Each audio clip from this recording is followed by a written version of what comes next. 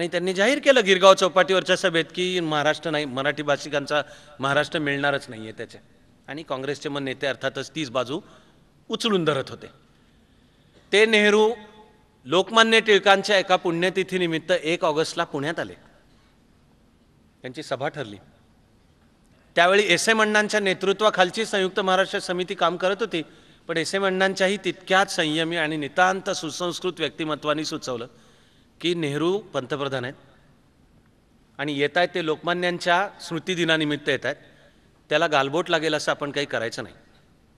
म्हणून नेहरूंची सभा चालू असताना आपण वेगळी सभा भरवू. ती सभा भरली, तिला प्रचंड लाखोंची गर्दी. नेहरूंच्या सभेला तेवढी नव्हती गर्दी. पण सुसंस्कृत राजकारणाचे नमुने होते हे सर्व बाजूंनी. नेहरूंना जनमानसाचा अंदाज येणं जे चालू होतं ते त्या पुण्यातली सभा, मुंबईमधली सभा याची. पण अर्थात ते नाराज होते, चिडलेले होते, लाल बुंदवून बोललेले होते.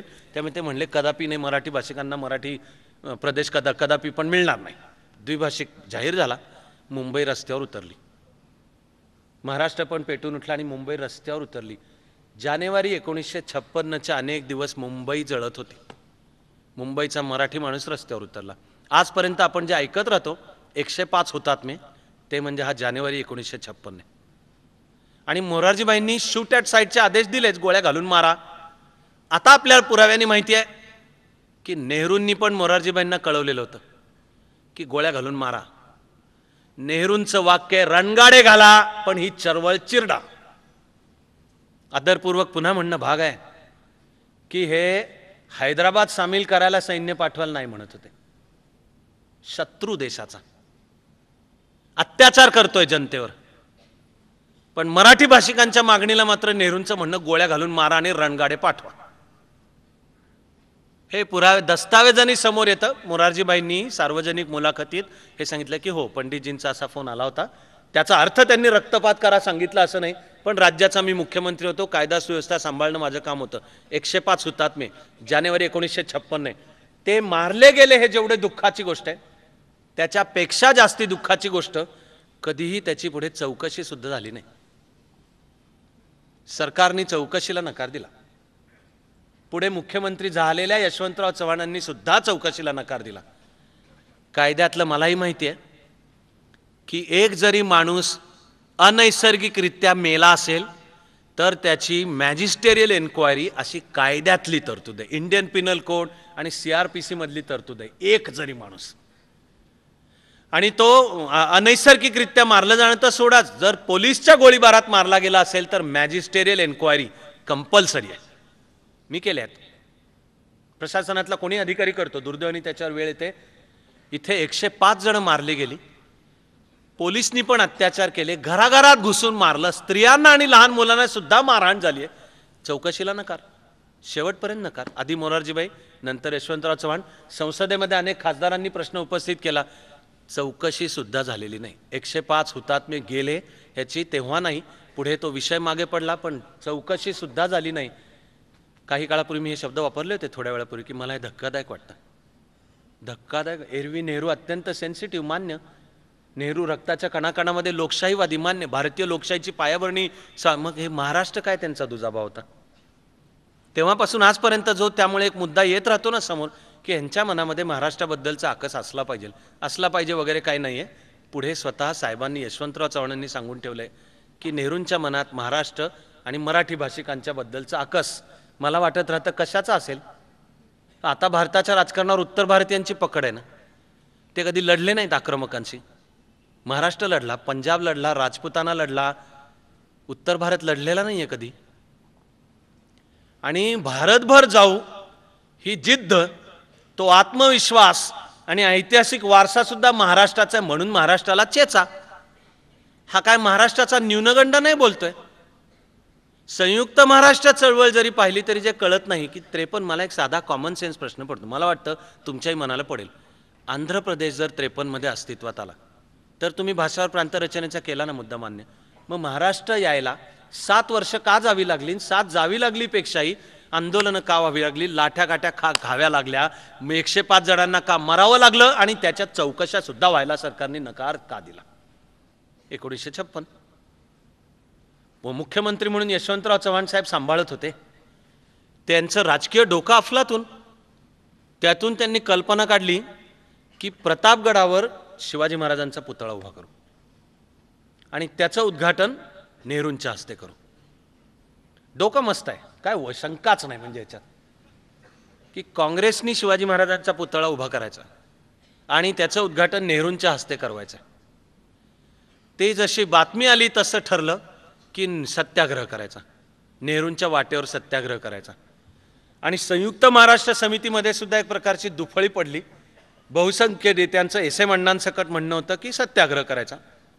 काही नेते त्यांचं म्हणणं पडलं की नाही, शेवटी शिवाजी महाराजांच्या पुतळ्याचं उद्घाटन करायला येत आहेत तर तो नीटपणे झालं पाहिजे. पण एक राजकीय डाव म्हणून हा चतुर होता. नेहरूंच्या डिस्कव्हरी ऑफ इंडियामध्ये शिवाजी महाराजांचा उल्लेख लुटारू असा आहे. तो त्यांनी या 56-57च्या पुढे बदलला. तो यशवंतराव चव्हाणांनी सूचना केली म्हणून बदलला. हे केम्ब्रिजमध्ये शिकलेले, सगळा तो इंग्रजांचा पाश्चात्यांनी लिहिलेला भारताचा इतिहास वाचलेले, त्यातही समाजवाद साम्यवादी विचारधारेचा प्रभाव म्हणजे सगळा कम्युनिस्ट अँगलनी लिहिलेला नुसता अराष्ट्रीय नव्हे तर राष्ट्रद्रोही इतिहास वाचलेले. ह्यांच्या मते गझनीचा महम्मद एक रसिक थोर उदार हृदयी राजा होता. हे वाक्य आहे डिस्कव्हरी ऑफ इंडियातलं. गझनीचा महम्मद एक थोर उदार हृदयी राजा, शिवाजी लुटारू. ते डिस्कव्हरी ऑफ इंडियाच्या पुढच्या आवृत्तींच्या मध्ये बदललं. 57 साली प्रतापगडावर शिवाजी महाराजांच्या पुतळ्याचं अनावरण करताना सत्याग्रह झाला. लोक आडवे पडले, गाडी सुरक्षितपणे जाऊ नाही शकली. ती अशी रस्ता बदलून वेगळी कशी बशी दिवा भीतासारखे ज्या पंडितजींना देश अनभिषिक्त सम्राट मानायचा, त्यांना हे असं कसं बसं प्रतापगडावर पोचावं लागलं. झाला पुतळ्याचं उद्घाटन, पण तो शेवटचं वळण आहे.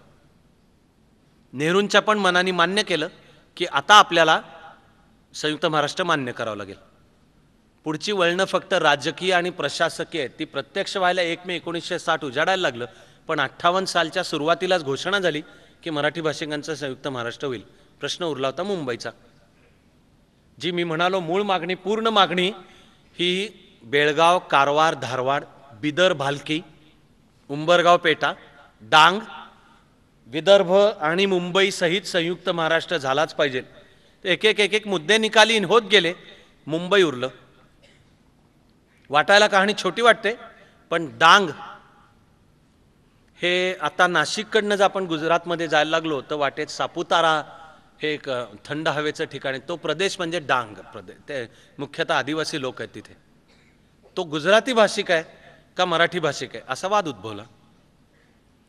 त्यावेळेला स्वतः मोरारजीभाई देसाई आणि यशवंतराव चव्हाण यांनी 1948 मध्ये डांगचा दौरा केला आणि मोरारजीभाईंनी मान्य केलं की डांग हा मराठी भाषिक प्रदेश आहे. या संयुक्त महाराष्ट्राच्या लढ्यामध्ये पक्षाचे काँग्रेस पण परखडपणे सदसद विवेकबुद्धीला पटेल अशी स्पष्ट भूमिका मांडण्याचा धोका पत्करलेले सुद्धा, म्हणून मी त्यांना थोर नेता म्हणतो, असे काकासाहेब गाडगीळ, त्यांचं पण आत्मचरित्र आहे. त्यांनी संयुक्त महाराष्ट्राची बाजू खंबीरपणे घेतली, ठामपणे घेतली. त्याच्यामध्ये तळ्यात मळ्यात नव्हतं. क्लिअर कट नेहरू नाराज झाले तरी होती, आधी सरदार पटेल नाराज झाले तरी होती. एक समान मुद्दा, आपलं राजकीय करिअर सुद्धा धोक्यात लावून पण पाळली. त्या काकासाहेब गाडगीळ यांनी आत्मचरित्रात लिहिलंय की डांग मराठी भाषिक हे आधी झालं मान्य, पण मराठी माणसाप्रमाणेच आम्ही राहिलो बेसावत. आणि त्या मधल्या 10 वर्षांमध्ये 48 ते 58 गुजराती भाषिकांनी मात्र डांगच्या प्रदेशामध्ये ओळीनी भर भर भर गुजराती शाळा काढल्या, फंड्स ओतले. 1958च्या आसपास ज्या वेळेला डांगची जनगणना आणि लोकांचा आदेश घेण्याची वेळ आली त्यावेळेला दिसून आलं की नाही, डांग गुजराती भाषिक आहे. आता डांग गुजरातमध्ये आहे, भारतात आहे. भारतीय नात्याने कोणी काही नाराज होण्याचं कारण नाही, पण ज्या चौकटीत कॉन्टेक्स्टमध्ये मुद्दा पाहतो मग त्याच्यात महाराष्ट्राने डांग गमावला. थोड्या अधिक फरकाने काहीशी गोव्याची पण कहाणी आपल्यासमोर तशीच येते. गोवा मराठी भाषिक. वास्को द गामा आला 1497-98 मध्ये. त्यांनी अत्याचार केले, राजवट स्थापन केली, ती आलटून पालटून कधी आदिलशाहच्या ताब्यात, विजयनगरच्या ताब्यात, पुढे पोर्तुगीजांचं राज्य तिथे उभं राहिलं. शिवाजी महाराज लढत राहिले, संभाजी महाराज लढत राहिले. संभाजी महाराजांनी गोवा मुक्त करत आणला होता खरोखर शेवटची लढाई म्हणजे आता पणजी, त्यावेळेला बातमी आली की हा औरंगजेब सर्व मुघल सैन्यानिशी महाराष्ट्रात उतरतोय, म्हणून संभाजी महाराजांना मागे परतावं लागलं. गोव्यामधल्या जनतेवर ते पोर्तुगीज राजवट अन्याय अत्याचार करतच होती, सक्तीची धर्मांतरं घडवून आणतच होती. शिवाजी महाराजांच्या काळात सुद्धा गोव्यातल्या जनतेने साकडं घातलं होतं महाराजांना. आणि शिवाजी महाराजांनी खरोखर गोव्याच्या राज्यकर्त्याला कळवलं होतं की तुम्ही अशी धर्माची सक्ती करू नका, धर्म मोठी गोष्ट आहे, ज्याला मनापासून जो पडतो तुम्ही करू नका सक्ती. तरीही गोव्यातल्या जनतेवर अत्याचार होत राहिले, म्हणून शिवाजी महाराजांनी फोंड्यावर छापा घातला, 4 ख्रिश्चन मिशनऱ्यांना पकडलं, तुरुंगात ठेवलं आणि मग निरोप पाठवलं की आता तू जर अत्याचार तिथे चालू ठेवलेस तर मी यांना हिंदू करतो. म्हणून गोव्याचा जो राज्यकर्ता होता तो म्हणला नाही नाही नाही, यापुढे जनतेवर मी असे करणार नाही, त्यांना सोडा. शिवाजी महाराजांनी या 4 मिशनऱ्यांना सुद्धा सोडून दिलं. सर्व धर्म समानता आहे का नाही? का एखाद्या विशिष्ट धर्माचं फक्त लांगुल चालन आणि खरं म्हणजे हिंदूंनाच फक्त धरून ठोकणे म्हणजे तथाकथित सेक्युलरिझम? ही व्याख्या तपासून पाहायला पाहिजे. गोव्यातल्या जनतेवर अत्याचार झाले ही फॅक्ट आहे. आणि भारत जेव्हा अस्तित्वात आला तेव्हा गोवा कधीच भारताशी तो मराठी भाषिक होता सामील नाही झाला. त्या बाबतीत मात्र नेहरू भूमिका मांडत होते की गोवा भारताचाच आहे आणि तिकडे आपण पोर्तुगीज सरकारशी बोलू. पण त्यावेळपर्यंत जगाच्या राजकारणात चालू झालेलं होतं शीतयुद्ध. त्या शीतयुद्धामध्ये पोर्तुगाल हा देश होता नेटोचा सदस्य. ब्रिटनचं जे परराष्ट्र धोरण आहे तेच जणू अमेरिकेने चालू ठेवलेलं होतं, अँग्लो सॅक्सन परराष्ट्र धोरण. त्यामुळे त्यांनी पोर्तुगीजांची बाजू घेतलेली आणि त्यामुळे गोवा मुक्तीला अमेरिकेचा विरोध होता. म्हणून आंदोलन उभं राहिलं ते मराठी भाषिकांनी उभं केलं. त्याच्यामध्ये बाबूजी म्हणजे सुधीर फडके होते, त्याच्यामध्ये त्यावेळचा RSS राष्ट्रीय स्वयंसेवक संघाचे अनेक नेते कार्यकर्ते होते आणि समाजवादी चळवळीतले होते. नानासाहेब गोरे होते, थोर नेते मोहन रानडे, टेलू मस्कारेन्नस आणि अनेक जण. अहिल्या रांगणेकर कम्युनिस्ट पक्षाचा, या सर्वांनीच मिळून गोवा मुक्तीचं आंदोलन चालवलं. पोर्तुगालचा त्यावेळेला हुकुमशाह होता सालाझार. त्यांनी गोवा प्रदेशामध्येच भारतीय माणसाला प्रवेशाला बंदी केली. तर प्रथम गांधीयन म्हणजे सत्याग्रहाच्या मार्गाने, पण मग मार खाल्ला, लाट्याकाट्या खाल्ले, हातपाय मोडले, फ्रॅक्चर झाले, मग सशस्त्र लढ्याचे सुद्धा प्रयत्न उभे राहिले. 1961 मध्ये मग लक्षात आलं की अशा तऱ्हेने असेल ते होणार नाही आहे. डिसेंबर उजाडला. डिसेंबर 1961, मला माहिती मी काळाने थोडासा पुढे जातोय. डिसेंबर 1961 मध्ये मग सैनिकी कारवाई आहे, पण गोवा बनला भारताचा अविभाज्य घटक. इतिहास काळापासून गोव्याची मुख्य भाषा मराठी. तिथे कोकणी भाषा आहे, तळ कोकणात सुद्धा कोकणी भाषा आहे. तो काही मराठी विरुद्ध कोकणी असं काही भांडण नाही आहे. कोकणी ही बोलीभाषा आहे का स्वतःची स्वतंत्र भाषा आहे? तर भाषाशास्त्रज्ञ अनेकांचं म्हणणं होतं की वेगळ्या शैलीत बोललेली मराठी म्हणजे कोकणी आहे. पण कोकणी भाषिकांनी मग आंदोलन उभं केलं. गोव्यामध्ये त्याला सरळ सरळ धर्माचे कम्युनल रंग आले. गोव्यामधल्या ख्रिश्चन लॉबीनी हा बखेडाच उभा केला की कोकणी वेगळी पण भाषा आहे, ती मराठी नाही आणि अर्थातच आम्हाला महाराष्ट्रात पण सामील व्हायचं नाही. यथावकाश पुढे कोकणीला भारताच्या राज्यघटनेच्या 8व्या शेड्यूलमध्ये मान्यता मिळाली स्वतंत्र भाषा म्हणून. आजच्या तारखेला हे जे गोवा राज्य आहे, जे प्रथम युनियन टेरिटरी होतं, नंतर त्याला राज्याचा दर्जा आहे, त्या राज्याची अधिकृत भाषा आहे कोकणी. पण ज्या वेळेला प्रथम गोव्यामध्ये मतदान झालं आणि गोव्याच्या लोकप्रतिनिधींनी पण ठरवायचं होतं की गोवा महाराष्ट्रात का वेगळं, तर 18-1 एवढ्या मतांनी गोव्याने आधी ठरवलं की आपल्याला महाराष्ट्रात सामील व्हायचं. हा ठराव 1960-61 सालचा आहे. तो अंमलात यायला वेळ लागला. अजून संयुक्त महाराष्ट्र पण व्हायचा होता, म्हणून पुढे आधी संयुक्त महाराष्ट्र आला, मध्ये काही घटनात्मक पावलं उचलली जाऊन पुढे मग 1965 मध्ये कल्पना निघाली की गोव्यातल्या जनतेचा यावर जनादेशच घेऊ. आणि पुन्हा एकदा जी जाणीव काकासाहेब गाडगे यांनी करून दिलेली त्याच्यानुसार म्हणजे महाराष्ट्र आणि मराठी भाषिक आणि नेते निवांत गोव्यातल्या ज्या लॉबीजना आपल्याला नाही जायचं महाराष्ट्रात म्हणायचं होतं, त्यांनी आंदोलन उभं केलं, कॅम्पेनिंग केलं. मतदानांच्या मध्ये 1.5 किंवा 2% फरक आहे. आकडा जर मोजला ते जनादेश झाला, रेफरेंडम. पण गोव्याला पर्याय देण्यात आला होता की केंद्रशासित प्रदेश म्हणून राहायचं आहे का महाराष्ट्रात जायचं आहे. तर केंद्रशासितला बहुमत मिळालं. ते केंद्रशासित आणि महाराष्ट्र ह्याच्या मतांच्या मध्ये 1.5% फरक आहे. 1.5% फरकाने पुढची गोव्याची सगळी वाटचाल वेगळी आहे. आज गोवा राज्य वेगळं, मराठी भाषा चालते, पण गोव्यामध्ये मराठी भाषेची गळचेपी करण्याचा प्रयत्न चालतो. कोकणी आपलीच आहे, काही दुरावा बाळगण्याचं कारण नाही. कोकणी देवनागरी लिपीमध्येच लिहिली जाते. बा.भ. बोरकरांच्या सारखा महान कवी हा मराठी पण असामान्य कवी आहेत आणि कोकणी पण. तेव्हा हा काय भाषांचं भांडण नाही आहे. मराठी भाषिकाची एकात्मता फोडणे शक्यतो, हा जर मोठा महाराष्ट्र एकत्र उभा राहिला तर त्याचं दिल्लीच्या राजकारणावर प्रभुत्व राहील, तर त्याला तोडा. पण आपण बळी पडलो, तेव्हा पडलो, आज पडलो. आजही जी जातीपातींची भांडणं चालतात त्याच्यामध्ये आज सुद्धा पडलो.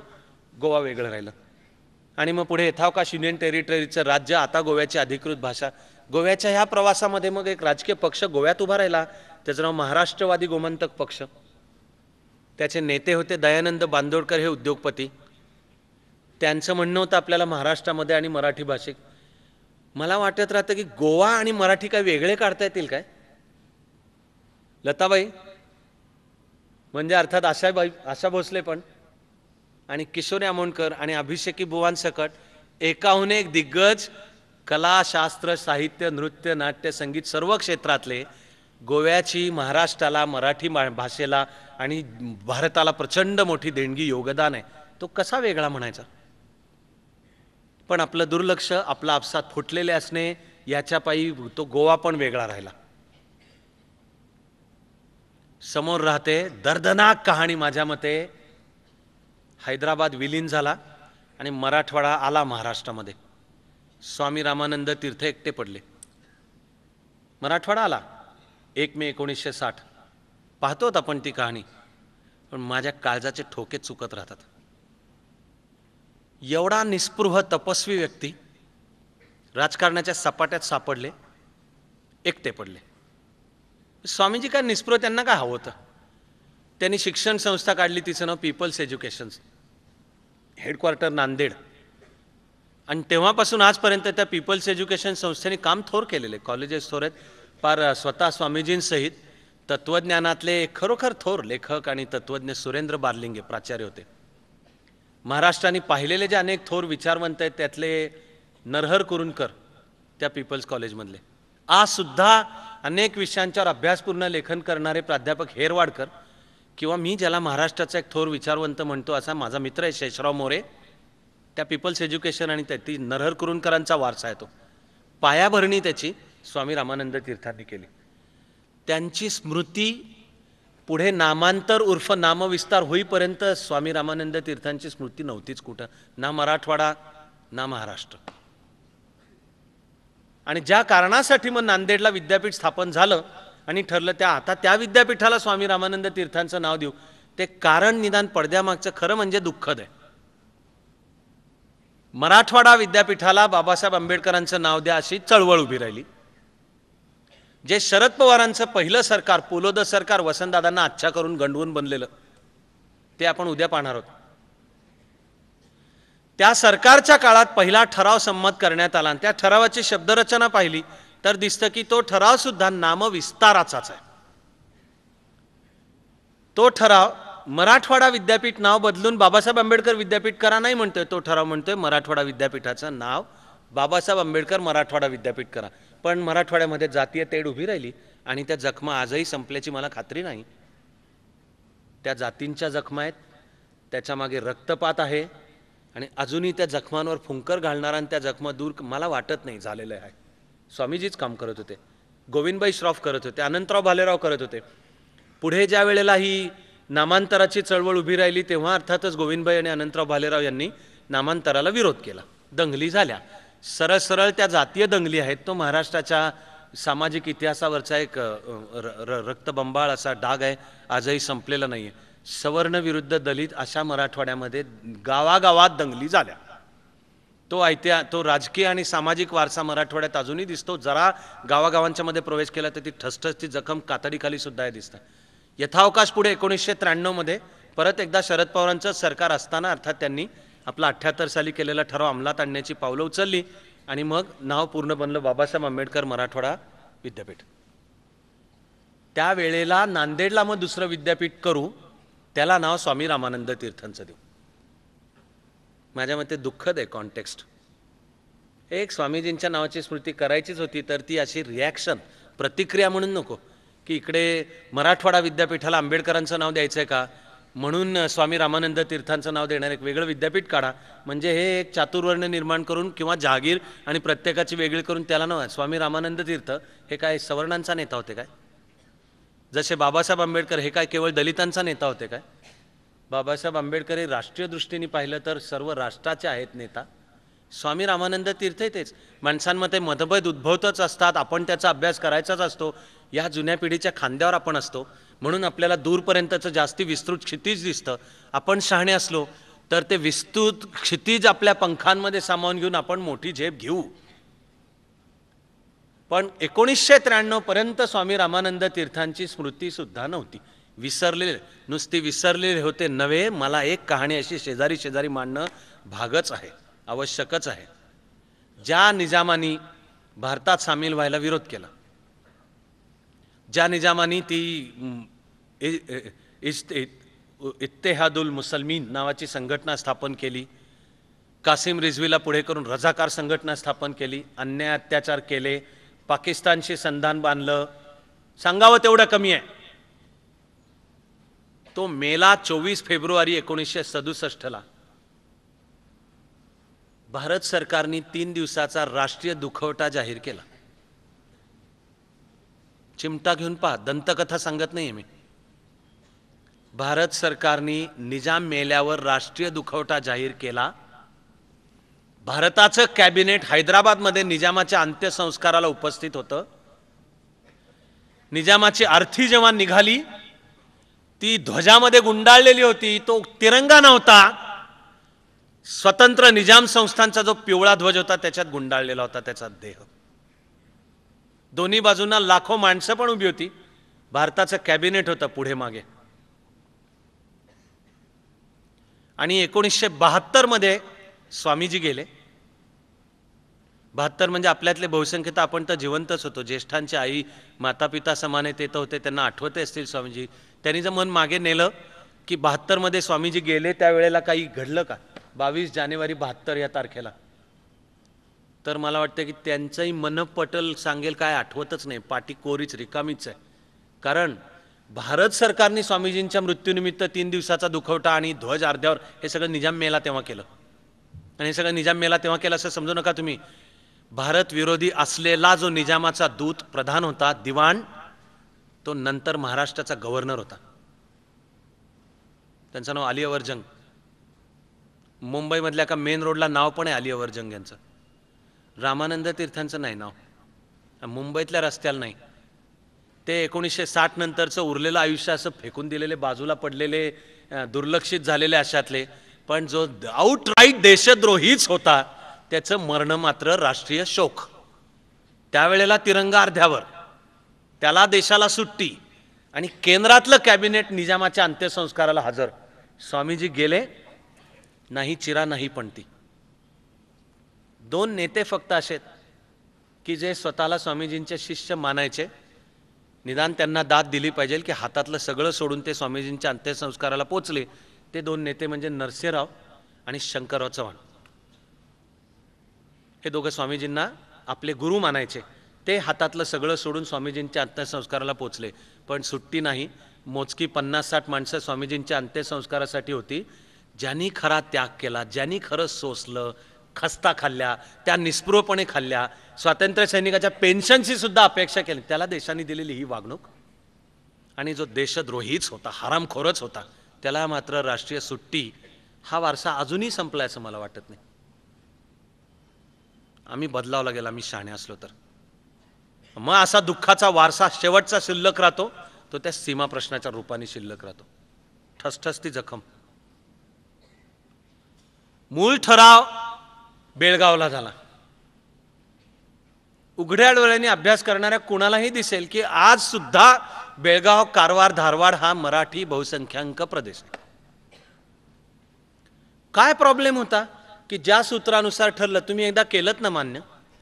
56च्या दंगली चौकशी नाही केली. 57 मध्ये प्रतापगडवर शिवाजी महाराजांच्या पुतळ्याच्या उद्घाटनाला आलात, कळलं की महाराष्ट्राचं वातावरण बदलतंय. ते यशवंतराव चव्हाणांनी जाणीव करून दिली की नाही तर काँग्रेसला महाराष्ट्रात एकही सीट मिळणार नाही. 57च्या निवडणुकात पश्चिम महाराष्ट्रात एकही सीट नाही. पश्चिम आपण उद्या पाहणार आहोत की महाराष्ट्र काँग्रेसचा बालेकिल्ला आहे, त्याच्यात सुद्धा पश्चिम महाराष्ट्रात जबरदस्त बालेकिल्ला आजपर्यंत कोणी हलवू शकलेला नाहीये तो. त्या पश्चिम महाराष्ट्रात 57 साली फक्त कसे बसे यशवंतराव चव्हाण एकटे निवडून आले, बाकी सगळी सीटं संयुक्त महाराष्ट्र समितीला मिळाली. तरी मुंबई राज्यामध्ये काँग्रेसला बहुमत मिळालं, कारण गुजरात पण होता आणि मराठवाडा आणि विदर्भ हे अजूनही काँग्रेसच्या बाजूने उभा राहिला. त्यामुळे मार्जिन कमी होती, पण काँग्रेसला बहुमत, म्हणून यशवंतराव चव्हाण द्विभाषिकाचे सुद्धा पहिले मुख्यमंत्री बनले.